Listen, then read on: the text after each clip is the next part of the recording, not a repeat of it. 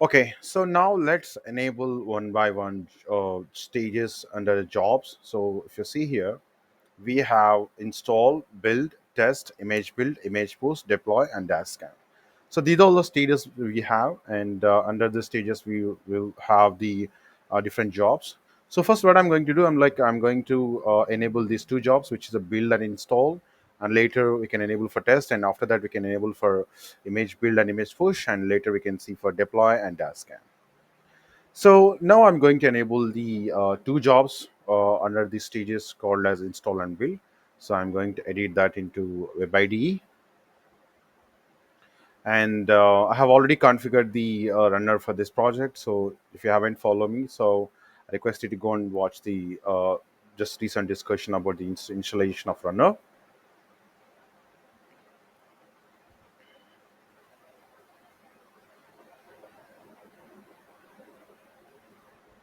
Yeah.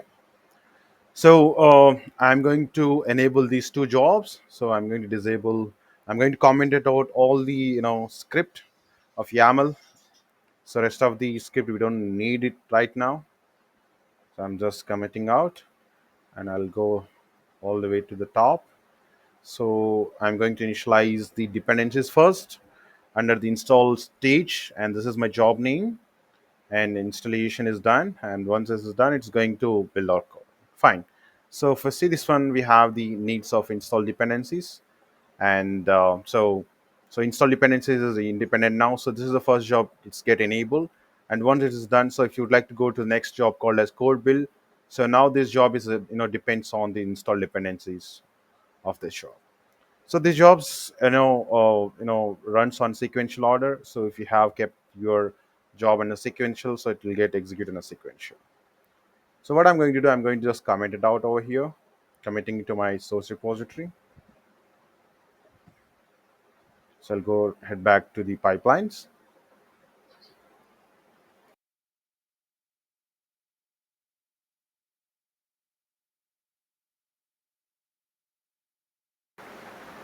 So pipeline has been enabled, and install dependency job has been started running.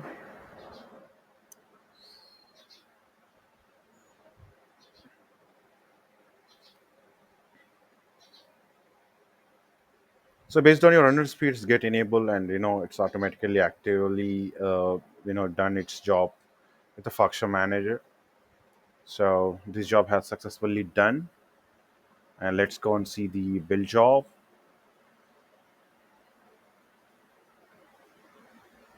So code build job has been started.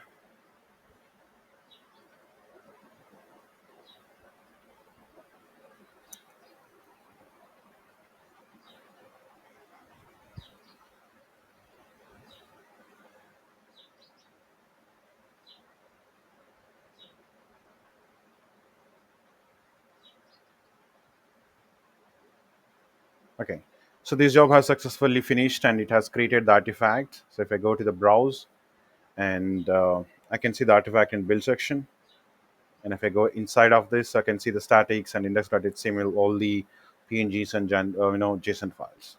So this is how you can initialize or install the dependencies on a runner, and you can build your source code of React. So now let's jump into the testing stage. So we have discussed successfully about the build, and now let's go with the testing stage. So in this testing stage, we have the different tools we have integrated, such as SonarQube we have integrated, and we have integrated Semgrep, and we have used the Trivy, and we have used the this one Semgrep, and we have used the Trivy, and for dependency check, and we have used the malware scan for ClamAV. So now I'm going to enable all these jobs, and and I'm going to make it call for entire test stage. So under this test stage, we have these many jobs. First one will get executed of unit test. It will test all the unit tests, and it will build the coverage of lcow.info file, and the sonar check. So it will get checked with the SonarQube code quality and code coverage, and Semgrep will get finding the vulnerabilities of your code. It will get initialized, and it will give the all the results. and dependency check, it will run with a Trivy scanner, and ClamAV for finding the vulnerabilities in your source code. So this is how it's get executed, like sequential order.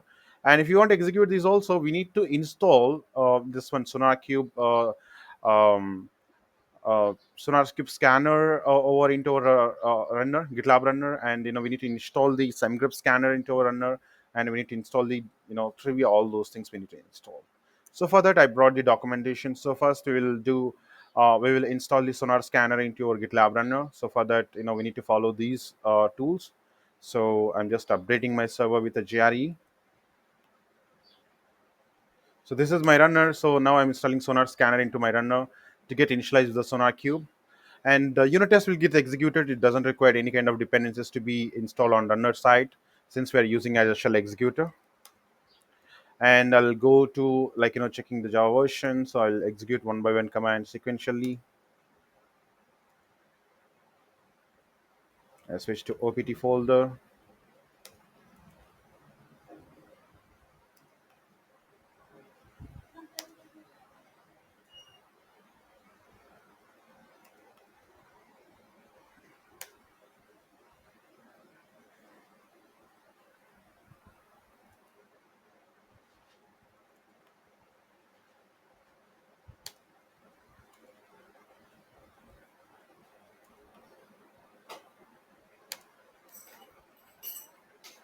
So I'm just writing this Sonar property file there. I'm going to specify the host URL of my SonarQube. This is the host URL. I'm copied it with an an editor. Control X Y enter, and I'm just echoing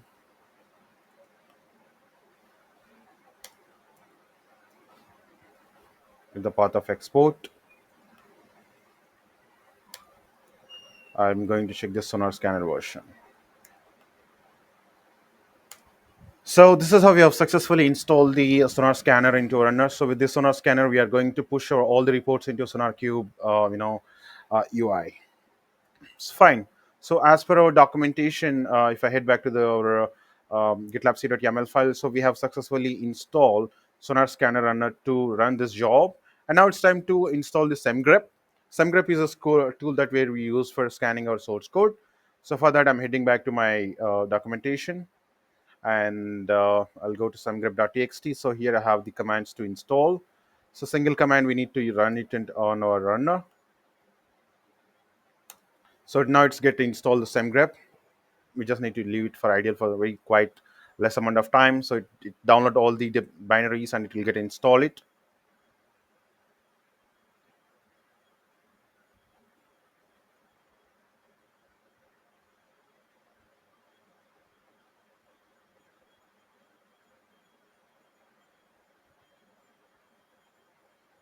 So what I will do, I'll just pause the video over here, and I'll resume it when it is done. Okay, so it has successfully completed initialization on my runner. So now I'll head back to the pipeline of YAML file. So we have successfully installed the Semgrep. Now it's time to install the Trivy scanner. So for that, I'll go to the same documentation into GitHub.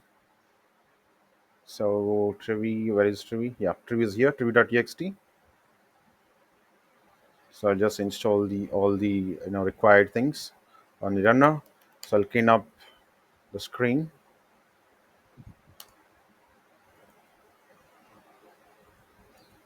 So Trivy can be used here for scanning your open source modules and open source libraries.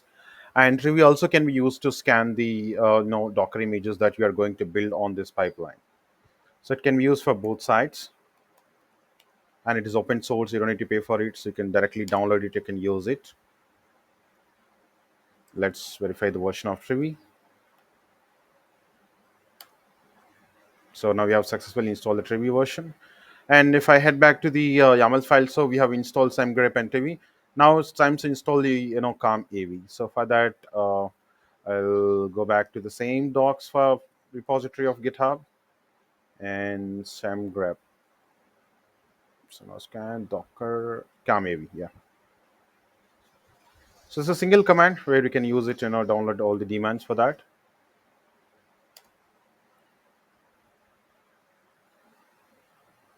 So with this tool, we are going to enable the test job. I mean, test stage. And in the test stage, we have the number of jobs. First one is unit test and SonarQube scan. And later, we will have the Semgrep, and we have the Trivy, and we have the ClamAV. So these all the these all the jobs we have under the test stage. So we have successfully enabled the install and build jobs under these two stages. Now we are enabling this stage called as a test.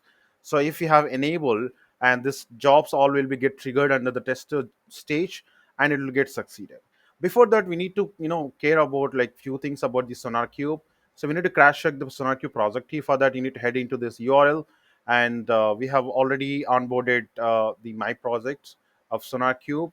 And if you haven't done it, so already made a video on SonarQube onboarding the project. So it's easier. You just need to go and create the organization, and accordingly you can onboard it. So if you come here like this, you can create it, and you can import from the GitLab with a DevOps. You can just need to give the group key if you have it, and you can just need to give the personal access token. Once you continue on it, so all the repositories will become over here, and accordingly you can take the onboard via GitLab, or you can go with the manually. So that's a very basic thing that we can do it. And already made a video on this SonarQube your tutorial. So if you haven't watched it, so I request you to go and watch it, and I'll add the video link in the description so you can easily enable it. Now I'm heading back here into the React project, so which was already onboarded by automatic. So I'll update the key. I'll crash check the key over here. So this is my key, project key. I'll go to this crash check it. So it's the same project key, same, and Sonar organization. So I need to crash check the Sonar organization name.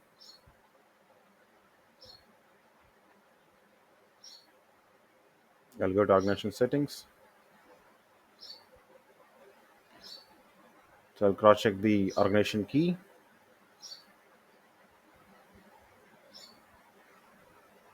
So which is similar, and the host URL and Sonar token. So Sonar token, I need to crash verify it.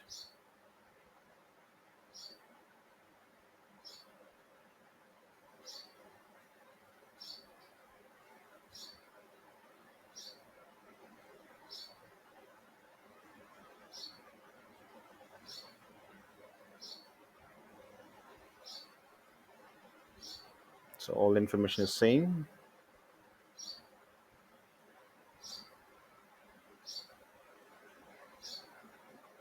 So fine. So even we have been using all the existed one, so we can take a look into that.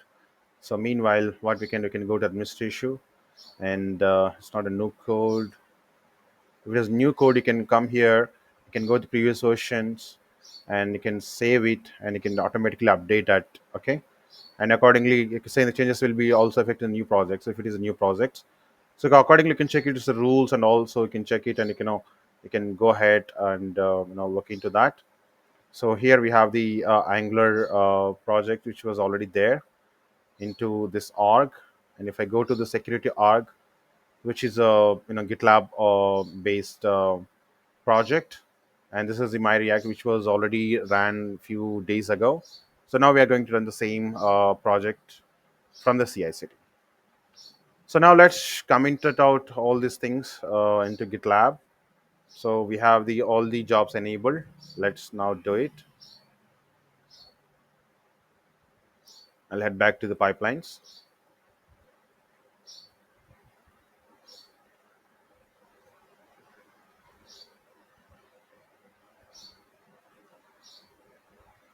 Okay, so now it's get executing. So what I will do, I will pause the video over here, because it will going to take some time while executing all these jobs.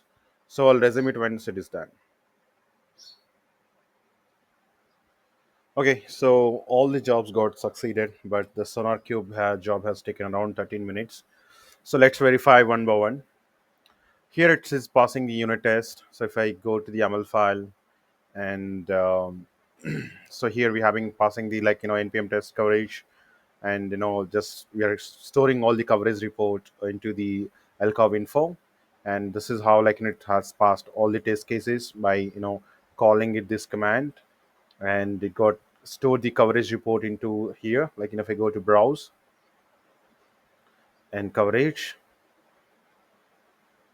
so this is the file, which is a 449 bytes and very small file, but it has a coverage report inside it, and that's the unit test. And if I take a look into this, SonarQube, so here we have integrated the project key. If you go here, and if I go to organization of security, and I can go to this React project. So whenever you onboard it, it will create one project. So you can see here, this is the project key, and you have seen here. So this is the project and organization, which is was already reflect over here, and this is my organization. So security, and if I go here, administrative organization settings. So this is the organizations, and this is the organization security key.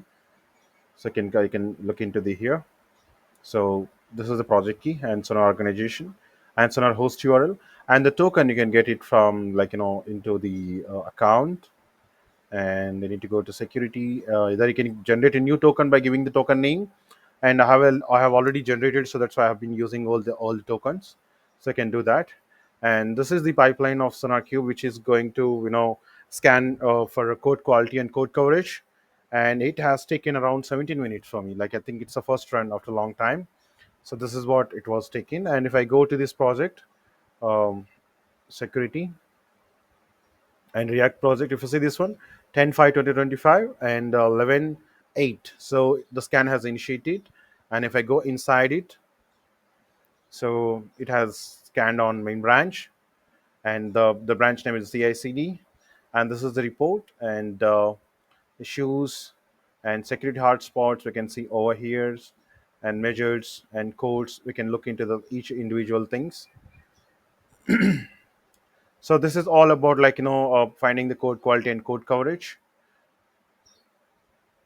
And so you have the zero duplicates and zero, nothing has been found over here. And previously it had 100% code coverage, but now it's showing the 0%. Now we need to check into that, so we'll check that later. But yeah, it has been scanned via our pipeline.